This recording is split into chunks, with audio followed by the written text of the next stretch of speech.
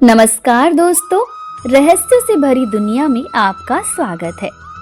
क्या आप जानते हैं कि श्रीमद् भगवद गीता के पास आपकी हर परेशानी का उत्तर होता है, आपकी हर समस्या का हल होता है। इसलिए आज इस वीडियो में हम आपके लिए लेकर आए हैं श्रीमद् भगवद गीता के ऐसे 11 मूल उपदेश जो आपकी पूरी जिंदगी बदल देंगे। आप इस वीडियो को अगर एंड तक देखेंगे तो आपको अपनी हर परेशानी का समाधान अवश्य मिलेगा।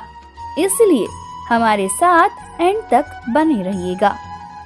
गीता का पहला उपदेश। भगवद गीता में लिखा है कि अगर कोई आपके प्रति गलत व्यवहार करता है तो वो कभी सहन नहीं करना चाहिए, चाहे फिर वो आपका अपना हो या आपसे बड़ा हो या आपसे छोटा।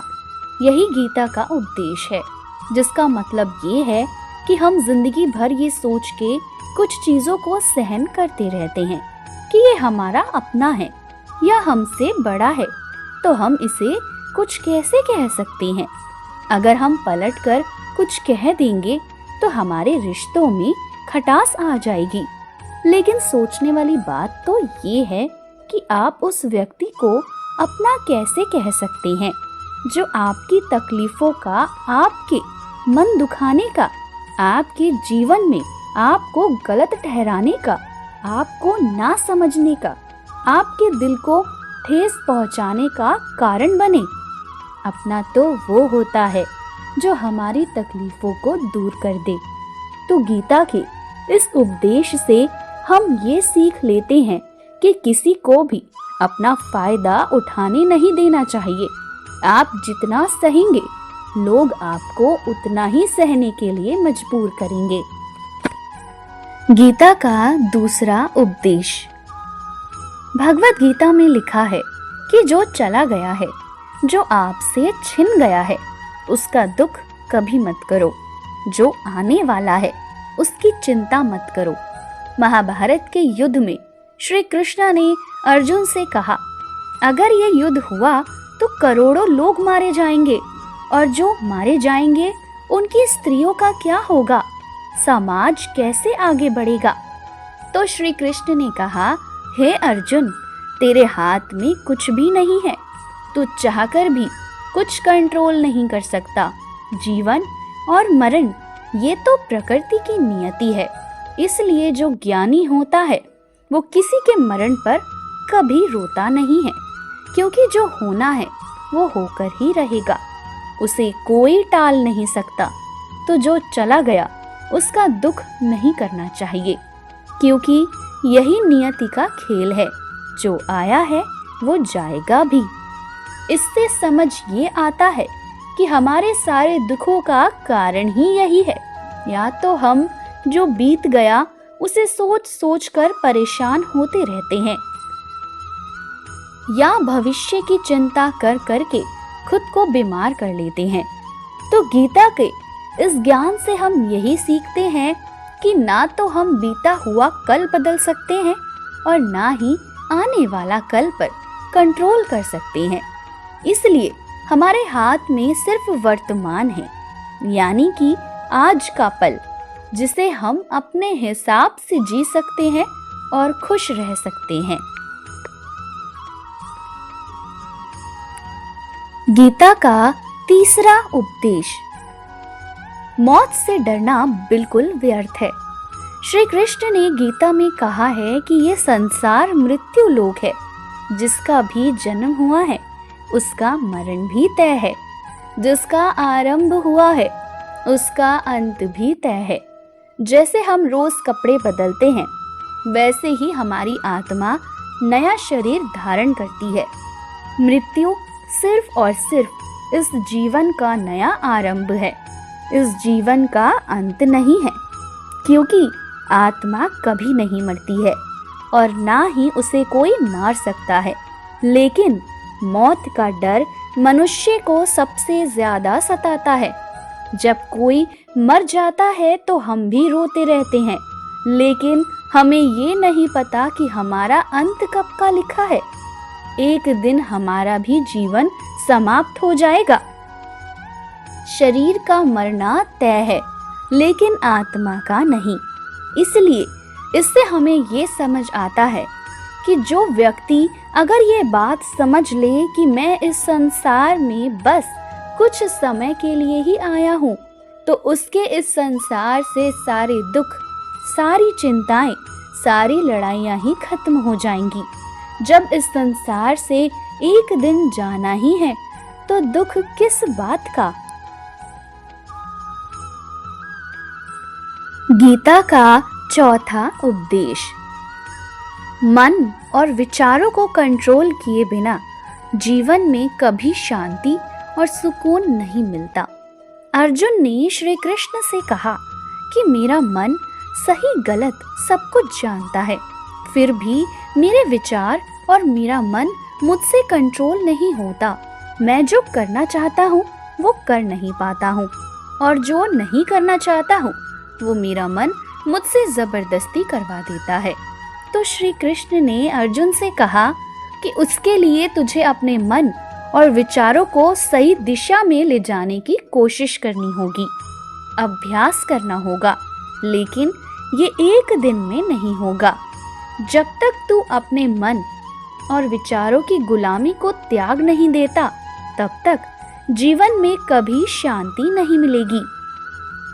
इससे हमें ये समझ आता है कि हम सारी जिंदगी धन को जोड़ने में, दुनिया को जीतने में लगे रहते हैं, लेकिन फिर भी हम शांति और सुकून से नहीं रह पाते, क्योंकि शांति और सुकून बाहर की चीज नहीं है, अपने भीतर की चीज है। इसलिए जीवन में अगर शांति चाहिए तो मन को हर चीज में शांत करना सीखो। जो है उसमें खुश रहो, जो नहीं है उसे बनाने की हिम्मत करो, लेकिन किसी चीज के पीछे भागकर खुद को अशांत नहीं करना चाहिए। गीता का पांचवा उपदेश।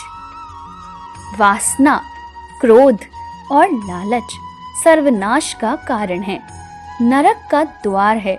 जिस भी मनुष्य में ये तीन अवगुण होते हैं, वो सदैव दूसरों को दुख पहुंचाकर स्वयं खुश रहने की पूर्ति करता रहता है। किसी भी चीज की हद से ज्यादा वासना होना, क्रोध होना और मन में लालच होना जीवन के सुख को समाप्त कर देता है, जीवन के सारे रिश्तों में जहर भर देता है। इन्हें नरक का द्वार भी इसलिए कहा गया है क्योंकि जिस इंसान में अत्यधिक क्रोध, लालच और वासना है, उसका पूरा जीवन जहर से भर जाता है। उसको मरने के बाद नहीं, बल्कि जीते जी यहीं पर नरक की सजा काटनी पड़ती है। गीता का छठा उपदेश। सब भगवान एक ही हैं, कोई छोटा बड़ा नहीं है, सब परमात्मा के अलग अलग रूप हैं। श्री कृष्ण ने गीता के 10वें अध्याय विभूति योग में बताया है कि जितने भी जगत के देवी देवता हैं, वो सब मेरी ही विभूति हैं। मैं ही शिव, मैं ही इंद्र, मैं ही कुबेर, मैं ही हूँ सब कुछ। अक्षरों में ओम भी मैं हूँ, समुद्र भी मैं ही हूँ, काल का महाकाल भी मैं ही हूँ। सारे जगत का नाश, उत्पत्ति और पालन करने वाला भी मैं ही हूँ। श्री कृष्ण ने अर्जुन से कहा कि मेरी विभूतियों का कोई अंत नहीं है, इसलिए सब भगवान, सब नाम, सब देवता मेरे ही रूप हैं। इसलिए कभी किसी भगवान को छोटा बड़ा मत समझना, और इससे हमें ये समझ आता है कि कभी भी किसी दूसरे के इष्ट को छोटा बड़ा नहीं समझना चाहिए, और इस बात पर झगड़े फसाद नहीं करने चाहिए कि कौन बड़ा है और कौन छोटा है। गीता का 7वां उपदेश। सुख की इच्छा ही आखिर में हमारे दुखों का कारण बनती है। श्री कृष्ण ने अर्जुन से कहा, मनुष्य जितना सुखों की लालसा और इच्छा करता है, उतना ही वो उसका अधीन हो जाता है। उतना ही इंसान का मन संसार के सुख और आकर्षण का गुलाम बन जाता है। और जितना सुख के पीछे भागेगा उतना ही उसे दुख से भी गुजरना पड़ेगा, क्योंकि यही संसार का नियम है। जो चीजें मन को शुरू में बहुत आकर्षित करती हैं, बाद में बहुत दुख देती हैं, और जो चीजें शुरुआत में मुश्किल लगती हैं, कठिन लगती हैं, बाद में वही हमारे सुखों का कारण बनती हैं। गीता का 8वां उपदेश। जो भी मनुष्य दुनिया के सारे सहारे छोड़कर सिर्फ भगवान को ही अपना सहारा मान लेता है, उसकी हर जरूरत को वो ईश्वर पूरी करता है। उसकी रक्षा भी वो परमात्मा ही करता है। श्री कृष्ण कहते हैं कि जो भी व्यक्ति मुझे दिल से अपना मानता है, उसकी हर इच्छा को पूरी मैं करता हूँ, उसकी रक्षा भी मैं ही करता हूँ। गीता का 9वां उपदेश। इस संसार में हमारा कुछ भी नहीं है। गीता सार में कई बार आपने सुना होगा कि तुम्हारा क्या गया है जो तुम रोते हो, तुम क्या लाए थे जो तुमने खो दिया, तुमने क्या पैदा किया जो तुम्हारा नष्ट हो गया, तुमने जो लिया यहीं से लिया, जो कुछ भी दिया यहीं पर दिया। जो आज तुम्हारा है वो कल किसी और का होगा, क्योंकि परिवर्तन ही संसार का नियम है। कल तक जिसके बिना आप जी नहीं सकते थे, उससे आज आपका कोई रिश्ता ही नहीं है, बातचीत ही नहीं है। कहाँ गए वो जीवन भर के सारे रिश्ते, वो सारे मित्र जो साथ जीने मरने की बातें करते थे?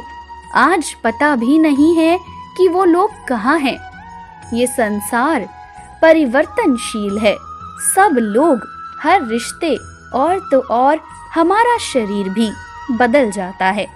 बचपन से जवानी, जवानी से बुढ़ापा, और एक दिन ये शरीर भी हमारा साथ छोड़ देता है।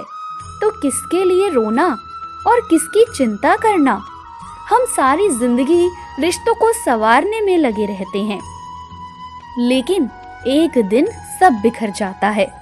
लेकिन एक दिन जिन रिश्तों के पीछे हम रोते रहते हैं, उन्हें संजोगने में एक दिन हर किसी रिश्ते को छोड़कर हमें इस दुनिया से जाना पड़ता है। तो आखिर में किसके लिए रोना? गीता का 10वां उपदेश। किसी से भी हद से ज्यादा मोह कभी मत करना। श्री कृष्ण का गीता में दिया हुआ पूरा ज्ञान ही अर्जुन के मोह को नष्ट करने के लिए कहा गया है। ये मोह ही है जो इंसान को सबसे ज्यादा रुलाता है। मोह इतना ताकतवर है कि पत्थर दिल इंसान को भी रुला सकता है। जो अर्जुन युद्ध में देवताओं से भी जीत गया, लेकिन अपने रिश्तेदारों को युद्ध में देखकर अर्जुन के हाथ भी कांपने लगे। ये मोह इतना दर्द देता है कि आखिर में लोग इसे संभाल नहीं पाते और अपनी जिंदगी ही खत्म कर देते हैं। आत्महत्या तक कर लेते हैं कि उस व्यक्ति के बिना हम जी ही नहीं पाएंगे। इससे हमें ये समझ आता है कि इस जीवन में अगर किसी से भी इतना मोह करेंगे तो जीवन भर पीड़ा का सामना करना पड़ेगा। जो व्यक्ति अपने मोह से बाहर नहीं आता, उसकी खुशी, उसका सुख, सब कुछ खत्म हो जाता है। अपने मन के मोह को त्याग कर सत्य के दर्शन करो कि हमारी वास्तविकता क्या है, क्योंकि हमारा मोह ही दूसरों से हमेशा झूठी उम्मीदों को जगाकर हमें रुलाता है। यही हमारे दुखों का सबसे बड़ा कारण होता है, क्योंकि मोह के कारण ही हम लोगों का असली चेहरा नहीं देख पाते हैं, लोगों की सच्चाई नहीं जान पाते हैं। इसलिए जीवन में अगर आनंद और प्रसन्नता से रहना है तो कभी किसी से मोह और उम्मीद मत लगाना।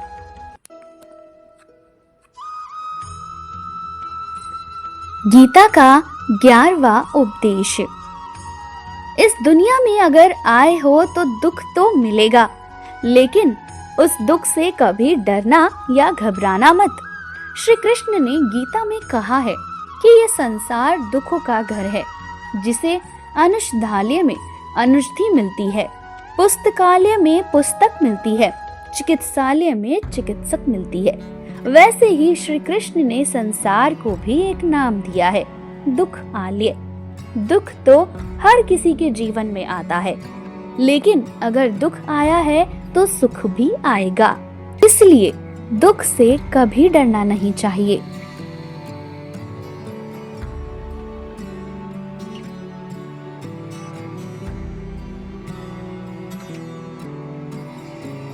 क्योंकि ये संसार दुखालय तो है, लेकिन अशाश्वत भी है, जिसका मतलब ही यही होता है कि यहाँ कुछ भी परमानेंट नहीं है। यहाँ सब कुछ वक्त के साथ बदल जाता है।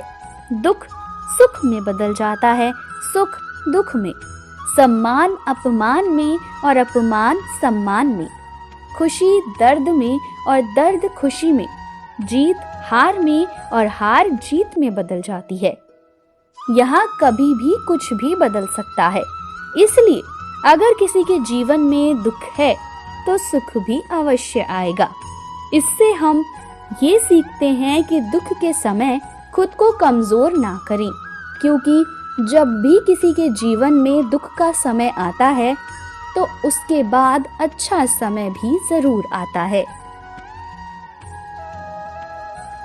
गीता को पूरी दुनिया में सबसे ज्यादा पढ़ा गया है और सबसे कम समझा गया है, लेकिन अगर इन उपदेशों को भी कोई व्यक्ति ठीक से समझ ले और अपनी जिंदगी में उतार ले तो ये बात तो पक्की है कि वो व्यक्ति अपने जीवन में जो चाहे वो हासिल कर सकता है, अपने दुखों से लड़ सकता है, अपनी परेशानियों को खत्म कर सकता है, अपने दुखों को मार सकता है और अपना जीवन सुखमय, आनंदमय और सुकून से भरा बना सकता है।